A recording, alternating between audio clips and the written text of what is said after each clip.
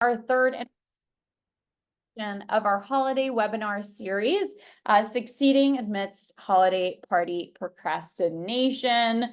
So I don't know if all of y'all have maybe not planned just yet, but I am here to share with you good news, help you discover the best experiences for your team, department, and company-wide events. Learn the do's and don'ts of planning a virtual holiday party, including ones with large groups, and just weigh the pros and cons of the different types of experiences and offerings just to educate you all. We'll also be covering why January is a great option for holidays and for New Year parties. And Jessa is my co-host. She's going to be helping us out today. But if I had to choose between a Q4 holiday party and a Q1 holiday party, I will always choose a Q1 holiday party. That is when Confetti does its holiday parties too, and we will share with you why. So we're going to just start things off with a little icebreaker / poll for you all. Questions are going to come right up, and we're going to just get everybody's clickers ready. We'll then jump right into why we're here, cover why you shouldn't stress about planning your holiday parties only in December, as well as identifying the best experiences for your team, department, and company-wide events. As I said, we'll cover some do's and don'ts, some quick tips on charity-based experiences, pros and cons of the different experiences, and we have some fun freebies and a raffle too. So wait at the end to hear all about that. And if there's some time left, we're going to jump into Q&A, but we've got a small, intimate group. Usually our webinars are hundreds of people, and we want you guys to have fun. We want you to get to know each other. This is super small. All of you by the end of today can have 5, 6 new best friends, or just like people within your HR world or whatever world that you live in that can just be helpful and supportive with one another. So really feel like this is an open space. We're here to chat and make the most out of it. All right, so Jess is going to pull up our first poll for today. But what budget do you have allocated towards holiday parties? And what is your company's goal when it comes to holiday party planning? So some options that range here is like under $25 per person to anywhere from over $100 per person. Obviously, those things are going to get you different types of experiences. And then why is your company's goal when it comes to holiday party planning? You got improve employee morale and engagement, appreciation and recognition, networking and relationship building. And so far, we've never had anybody click on brand image, compliance, and inclusivity, which is a little bit of a sneak peek in what some of the answers are going to be. But if you're there, I mean, don't stop. Be the first person to click on that one. But so far, everybody has always answered that at 0%. Awesome. We're going to give it one extra second. If anybody, I think we have 1 or 2 people that haven't clicked yet. If you want to share your answers, and we'll give you 10 seconds, and then we'll close the polls and share with you the results. All right, 5. Ooh, yes, it worked. 5, 4, 3, 2, 1. I'm going to end the poll, and I'm going to share the results. So we have a much smaller group here, but you can see that there are people who aren't even sure what their budget is. We actually have a completely separate webinar that we can send you after this one if you need help figuring out how to ask your bosses for budget or what to do on that front. Under $25 per person, we got 17%, 50 to 100, 33%, and 33% for $100 plus per person. We see most of companies are in between that, like, $25 to $100 per person. Depends on if they're spending most of their, if they're not doing too many events throughout the year, they're often a bit more generous this time of the year. And if they are doing things regularly, then sometimes they make this kind of just another regular event. Awesome.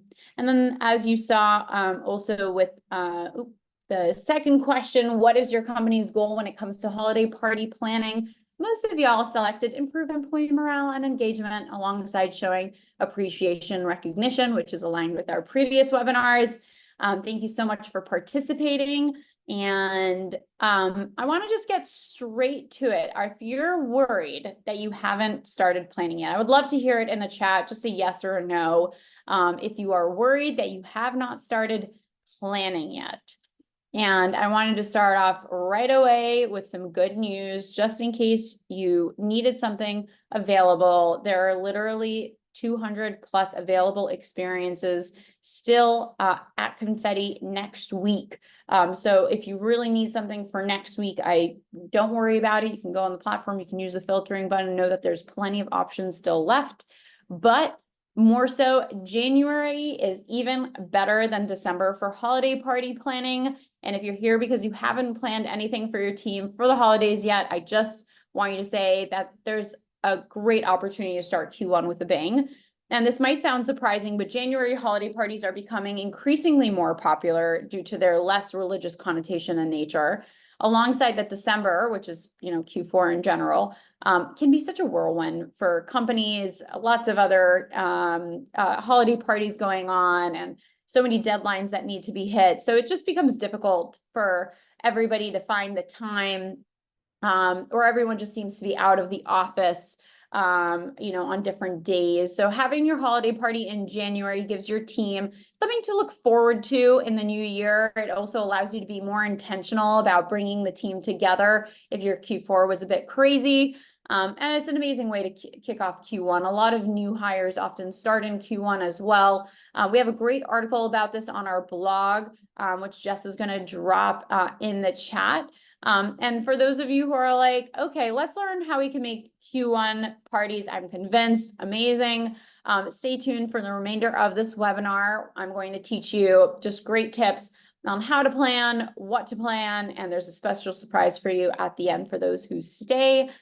So without further ado, I'm going to start with discussing the best experiences for team, departmental, and company-wide events. So your first level of consideration here should be that there are different needs for each one of these levels. So let's just go over them super quickly, but you have teams, right? These are who you're working with the most intimately. They're quite frankly the most important out of all of these levels because you're spending the most amount of time with them. The department, it's important to feel like you're not alone, like you're part of something greater. So if you're part of the HR team, you want to feel connected to the rest of the HR team. Company-wide, on the same note, it's also important to feel aligned with the greater vision of the organization. So holiday parties usually happen with one of these three, even more so team or company-wide. However, it's still important to be aware of all the different levels because you do want to balance those activities throughout the year. And make sure that you're hitting those home. But there's also three others that I just want to bring to your attention. So cross-departmental. So, maybe the sales team works really closely with the marketing team, or the finance team works really closely with the accounting team. Whatever that cross-departmental connection is something that's good to foster.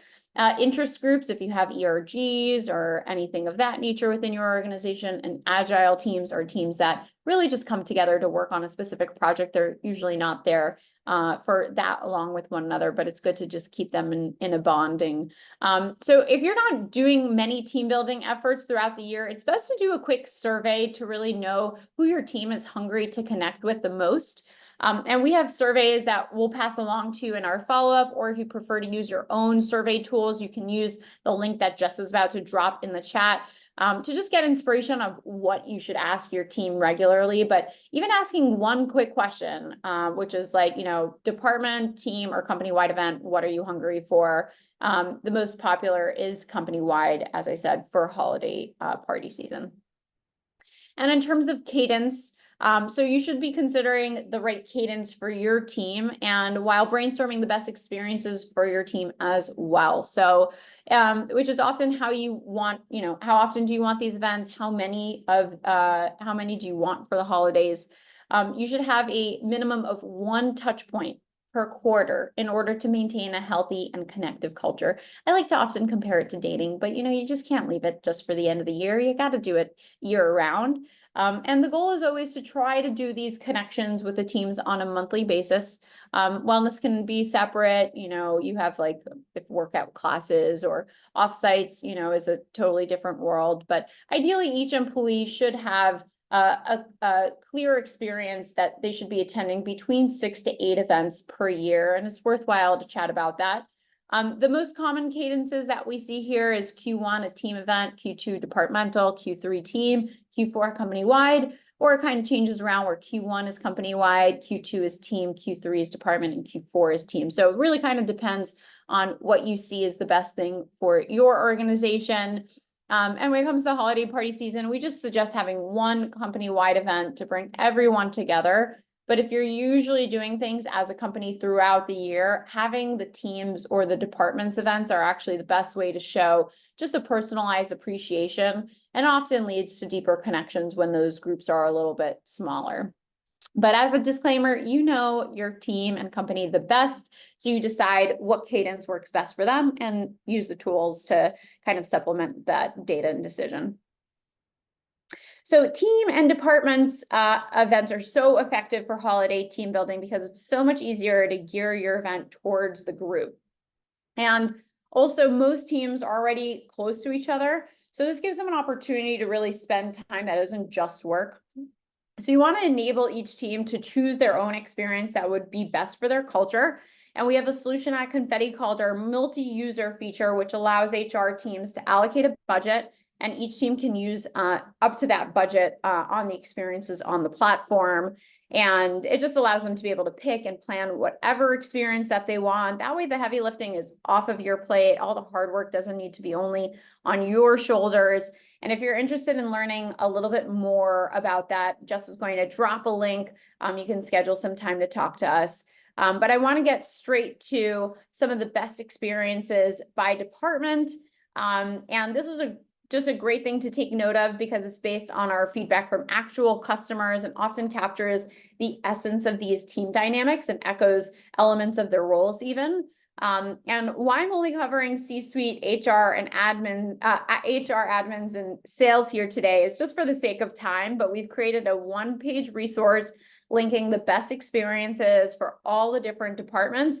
And we're going to include that in your follow-up emails with a slide. So don't worry about writing anything down. You guys could hang out on your couch, in your bed, whatever it is, and just sit back and relax, listen to me talk. But of course, you can do any experience depending on the feedback of your actual team. Nothing should stop you from doing that. But if you're going without any information and you could use some help, these types of experiences are just a great place to start. And as I said, we'll send these slides in the follow-up as well.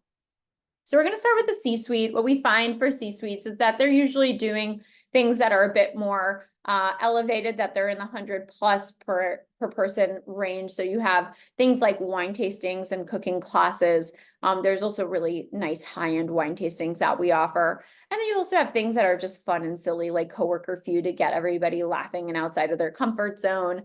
And one of the things I love about cooking classes is that it's a really great +1 experience. So if you really want to bond the C-suite and have them invite their family members and, they can all show their kids or their dogs or their significant others, just a nice way to elevate the experience in a way that they probably haven't interacted before. HR admin. So you have workplace gratitude because we all know that many HR folks, it's a thankless job and it's really good for them to just come together and feel connected and feel grateful for the work and efforts that are happening throughout the year. And then since we always take our work so seriously, getting laughter yoga in, it's just a hilariously good time. It gets people laughing and out of their comfort zones in just the best way possible. It's one of my favorite experiences. And then lastly, a little traitorous trivia, which is one of my favorite experiences as well, because it's trivia with a twist where you have one person that's in your team that is essentially the traitor, and they know the answers and they're trying to get their team to select the wrong answers and ultimately sabotage the points. And then, as people, try to help and make their best honest and innocent guess towards those questions and they get them wrong, all of a sudden people start blaming one another. It becomes really, really funny. And of course, the trader enjoys this show as well as the as provoking all of this. So it's just a really funny time. And then lastly, we got the sales team. So as you can imagine, salespeople are often highly competitive. They like things that require a lot of laughter, a lot of engagement. So we have as a recommendation code word, if any of you are familiar with a game called Password, very similar to one another. Drag queen trivia, our queens are just a hilariously good time, again, on the competitive edge, and then casino night, which still plays into their competitive edge, but it's also very interactive and allows them to kind of chit chat in between and have a good time, not just be in the world of submerged in the game itself, but they get to, you know, have a little fun in between.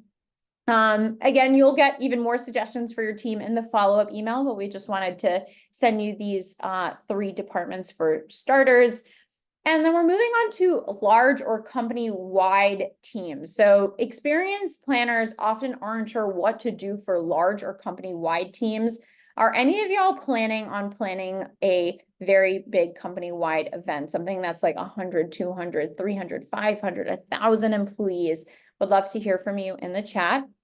But these particular experiences to keep bigger groups engaged more easily, it can be a challenge. So experiences where people are able to try, multiple things and engage with different people is really a way to make a group feel more intimate with one another. So I definitely encourage you to check some of these out. You want to consider experiences that are multifaceted and have a little something for everyone. So an example of that is pub. These are one of our pub experiences, which we also have a coffee shop for those who don't want more of an alcohol themed. But we have different experiences in different breakout rooms. We have a live musicians in the main room, and it's just like people can sit and listen to them sing all day. Then you have different games. And what's really nice, it's a pretty long event, it's about 2 hours, but you can come and go whenever you want. You don't have to come at the beginning of the event. So if you're like, just a really busy person and you have a very busy team that like they can't commit to anything, this is a really, really great experience for them. Similarly to that, you have game nights, but it's essentially different games that rotate. So it still allows for people to have a different flavor of different experiences. And usually some people are better at some experience than others, so they get like a little platter of different options. And then casino night, we talked about that a little bit earlier with the sales team, but these are different games in different rooms and you can rotate amongst them, meet new people, play new games. So really kind of like a casino.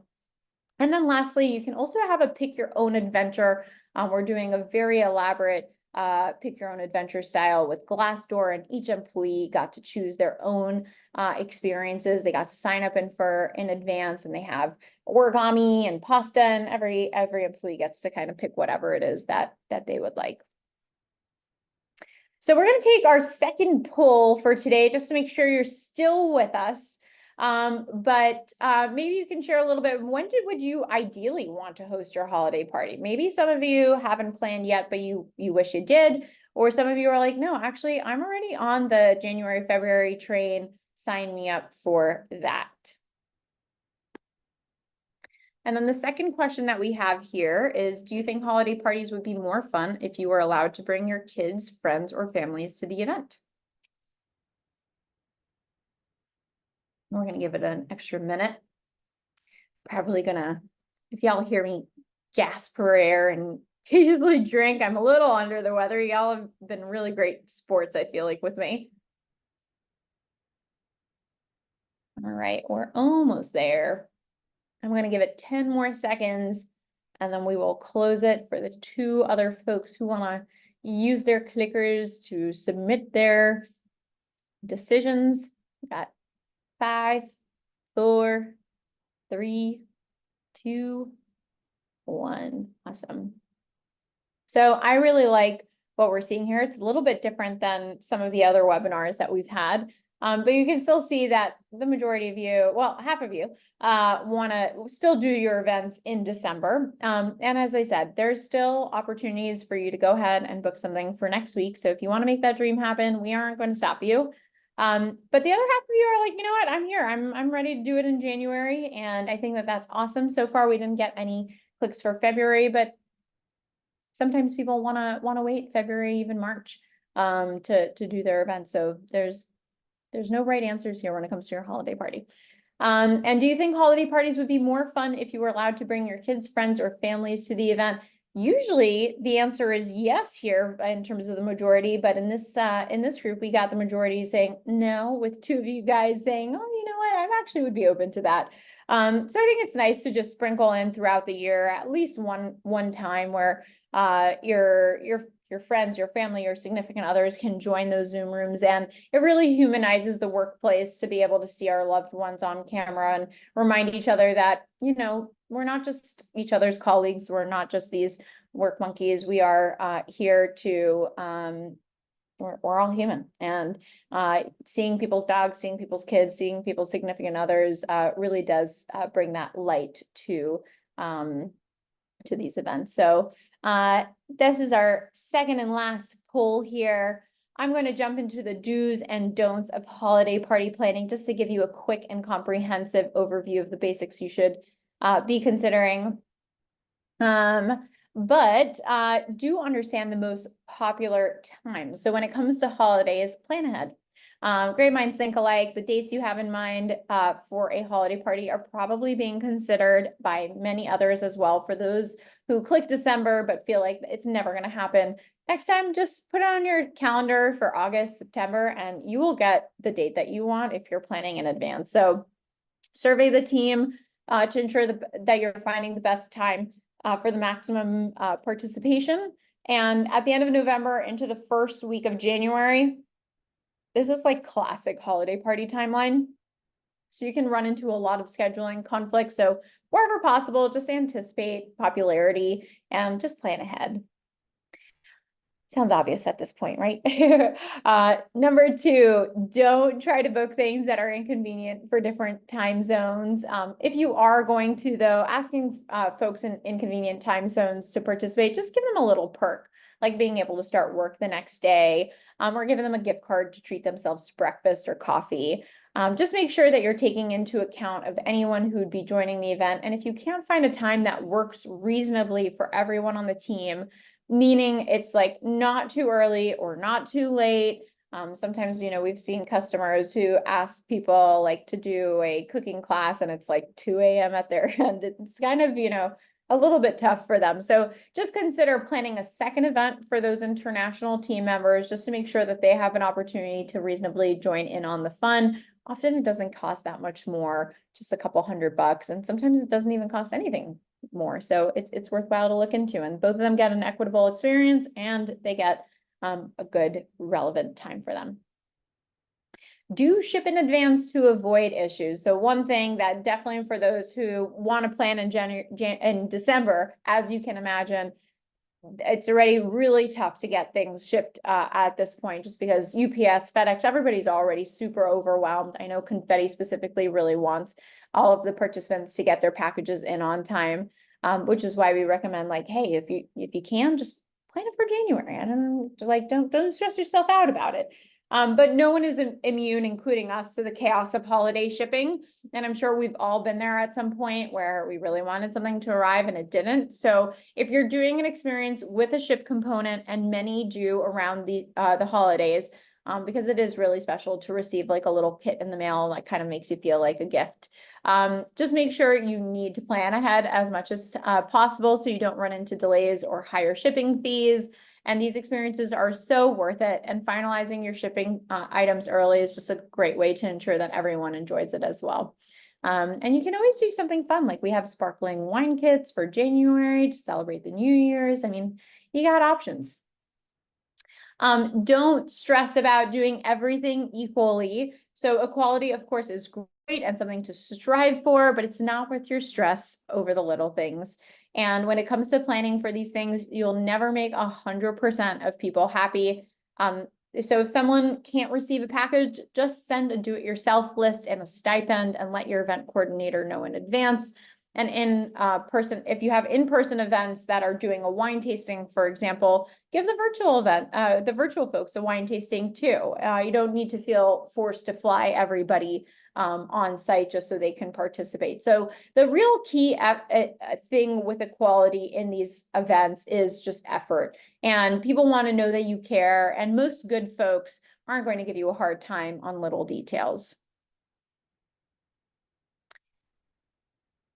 Thanks, AJ. It's nice to meet you, and we'll hopefully connect at another time. And Marianne, I just see your comment. That's awesome as well. I wanna hear more of you guys. Feel free to continue to stay engaged. We're still got a couple more slides here. So do experiences over gifts, and I obviously really believe in this one. I'm a little biased, but there are just so many community and team building opportunities that come from experiences that gifts just can't match. And gifts are either, a hit or a miss when everybody receives the same thing, and often it is a miss. And research has shown that people often derive more happiness and satisfaction from experiences compared to material gifts. And I've gathered some key findings and studies and research that support this notion. But one is a concept in psychology known as the hedonic treadmill. And this suggests that the happiness derived from material possessions is short-lived. I think we can all remember that time where we were so excited to buy something and then we got it, and then like literally a day later or a week later or a month later, it no longer really means that much to us. People quickly adapt to new possessions and return to their baseline level of happiness. In contrast, experiences can provide longer lasting memories and emotional connection, leading to greater long-term satisfaction. I'd really love to know in the chat who agrees with this, because maybe y'all have like a memory of maybe not so much a gift that you received, but like an experience that you did with a colleague or a friend, a cooking class, an escape room. You went to a movie, something that has that social connection, which brings me to my second point. So a study published by the Journal of Emotion found that people report greater feelings of connectedness and joy when they share experiences with other. And, those experiences ultimately create unique memories that can be recalled and cherished over time. And the emotional attachment to these memories just contribute to a greater life satisfaction. And another reason why I like experiences over gifts is because it's reduced comparison. So material possessions are often subject to social comparison, where people can, compare what they have to others. This is something that I definitely have when I'm playing like what is it called, like White Elephant and all those like Secret Santas, where I get a gift and I'm like, oh well, Bob got such a better gift compared to me. This can just lead to feelings of envy or dissatisfaction. And experiences, on the other hand, are often more unique and they're less prone to direct comparison. So it reduces the likelihood of envy. And Confetti has experiences that include kits. So unlocking a new skill, making a new friend, you can pull all of it. You can pull out of it what it is that you want, even if it's originally not your cup of tea. We've seen people, for a cooking class for tacos, all of a sudden, discover new flavors, or they bond with a coworker from marketing because they didn't realize they had the same dog.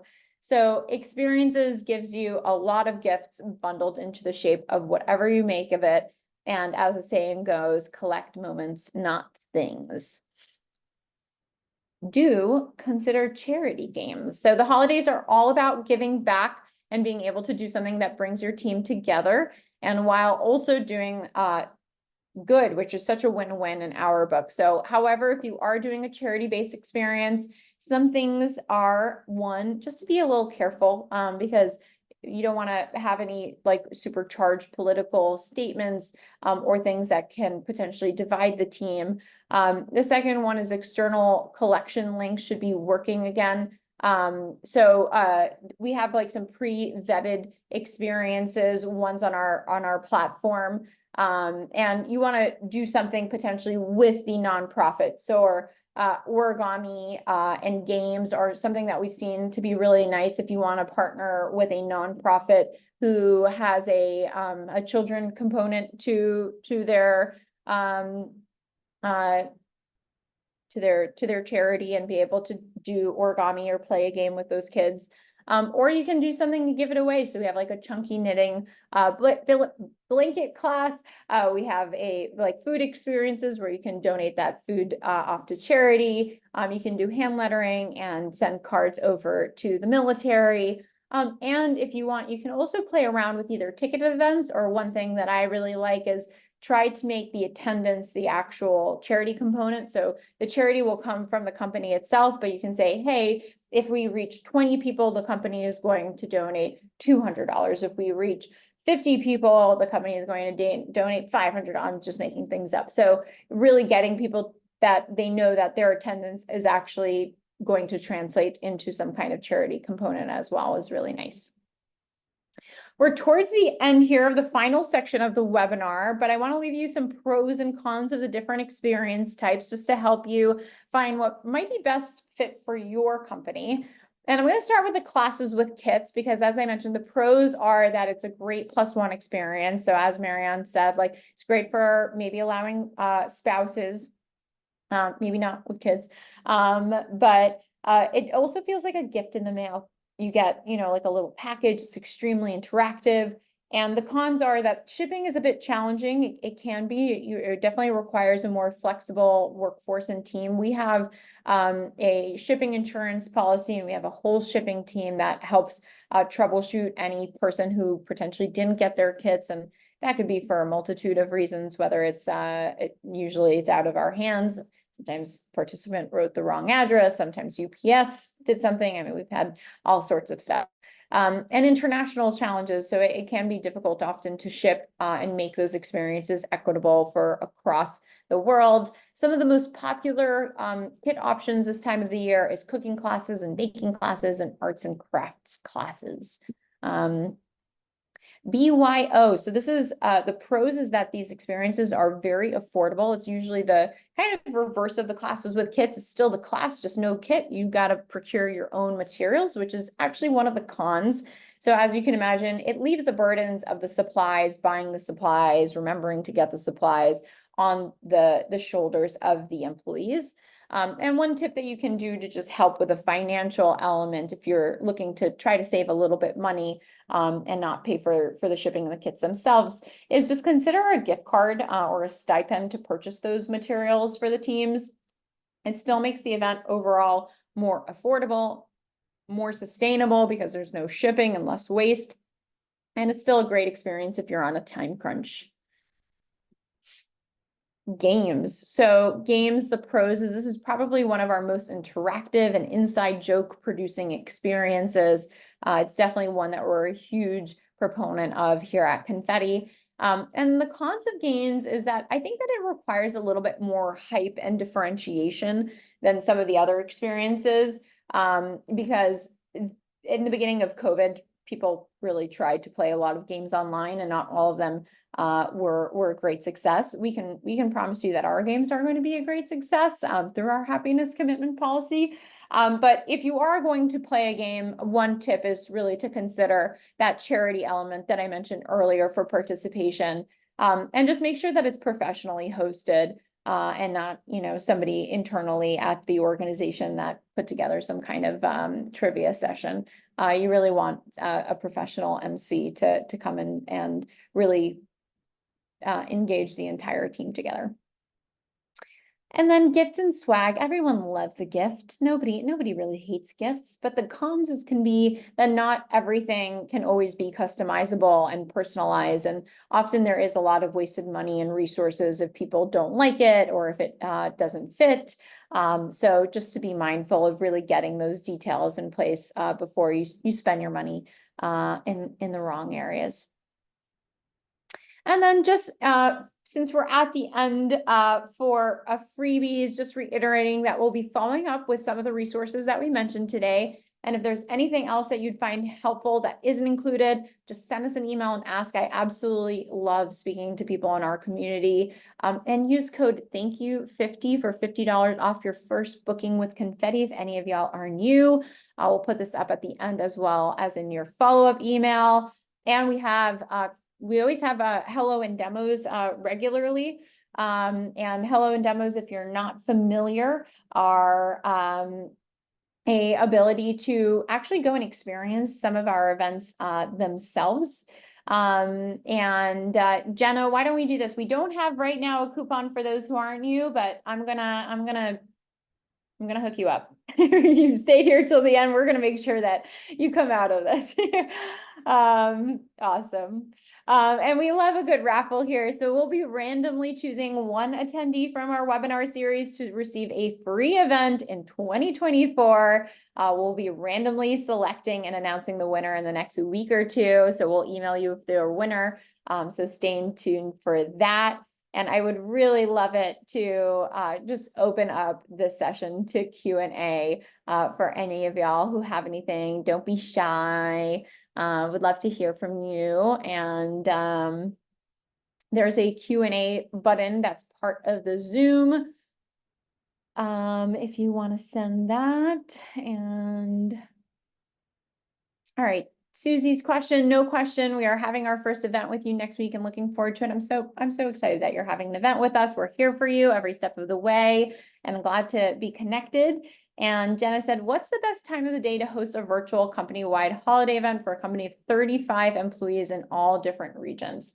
So that's a great question. Obviously depends where these different regions are. It's ideal depending on which experience it is. You might find yourself, if it's a cooking class, you might want to split it. I see they're all in the US. So what we find is the most popular times of day for booking is between that 1 p.m. to 6 p.m. Eastern time is when we're getting the most amount of bookings. So you want something that allows people to be able to maybe end their day with it, but still have it on the West Coast.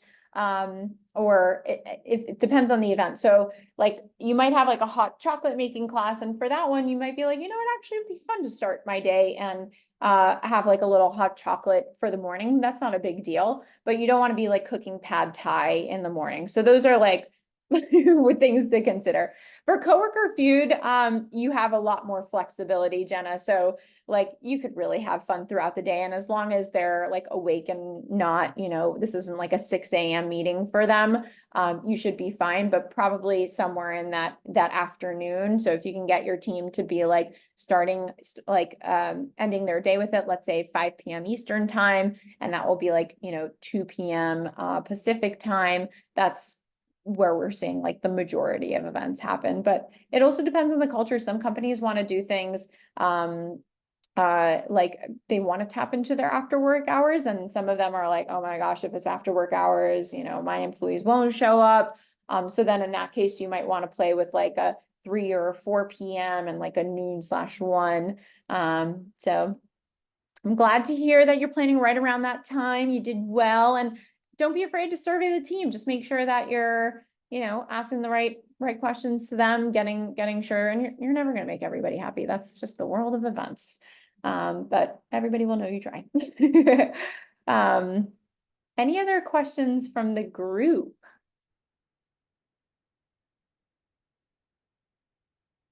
All right, it's getting a little quiet.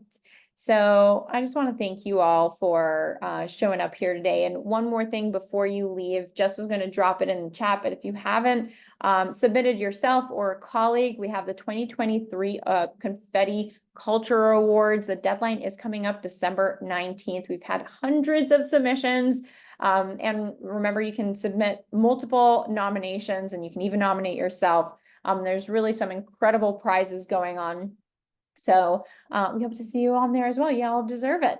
And Jenna, I'm gonna email you. I hope I'm gonna find you on our admin, but if not, I'm gonna shoot you a quick note right now. Awesome. Well, if there's no other questions, I'm gonna give you back 15 minutes of your time, and I hope you use them to relax and enjoy yourself, and maybe make that hot chocolate. And have a wonderful holiday season, y'all.